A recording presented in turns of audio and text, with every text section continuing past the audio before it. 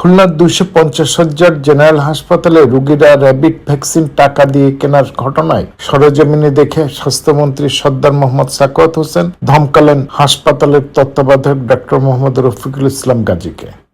হাসপাতালের রান্নাঘরে রোগীদের জন্য তৈরি করা কুমড়োর সবজি গালে দিয়ে ফেলে দেন স্বাস্থ্যমন্ত্রী। তত্ত্বাবধায়ককে ভালো মানের তরকারি সরবরাহের নির্দেশ দেন স্বাস্থ্যমন্ত্রী।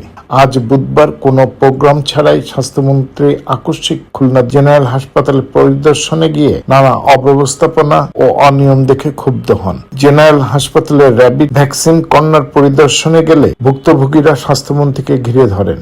হাসপাতালে ভ্যাকসিন না থাকায় বাইরে থেকে কিনে দিতে হচ্ছে রোগীদের। এই অবস্থায় দেখে মন্ত্রী হাসপাতালে তত্ত্বাবধায়কের কাছে কারণ জানতে চাইলে তত্ত্বাবধায়ক জানান, সরবরাহ না থাকার কারণে সমস্যা তৈরি হয়েছে। ঘটনাস্থল থেকে স্বাস্থ্যমন্ত্রী ঢাকায় ফোন করে জানতে পারেন ভ্যাকসিন আনার জন্য কোনো ধরনের যোগাযোগ করেননি তত্ত্বাবধায়ক। এই ঘটনায় ক্ষুব্ধ মন্ত্রী দোষীদের বিরুদ্ধে ব্যবস্থা নেওয়ার কথা জানান সাংবাদিকদের। রোগীদের নিম্নমানের খাবার সরবরাহ করার কারণে ক্ষুব্ধ হন স্বাস্থ্যমন্ত্রী। এত মানুষের কাজ, এত লোকের রোগী, কিছু অনিয়ম থাকবে, তবে কিছু অনিয়ম মানার মতো না, কিছু অনিয়ম ক্ষমাযোগ্য। এখানে কি অনিয়ম পেয়েছি আপনারা আমার সাথে ছিলেন, আপনারা দেখেছেন। আমি অ্যাকর্ডিংলি জনগণের সাথে অ্যাকশনে যাব, যতটুকু অ্যাকশন নেওয়া যায় ততটুকু অ্যাকশনে যাব। অ্যান্টি রেবিজের ব্যাপারটা আপনারা শুনেছেন, এরকম হওয়ার কথা ছিল না।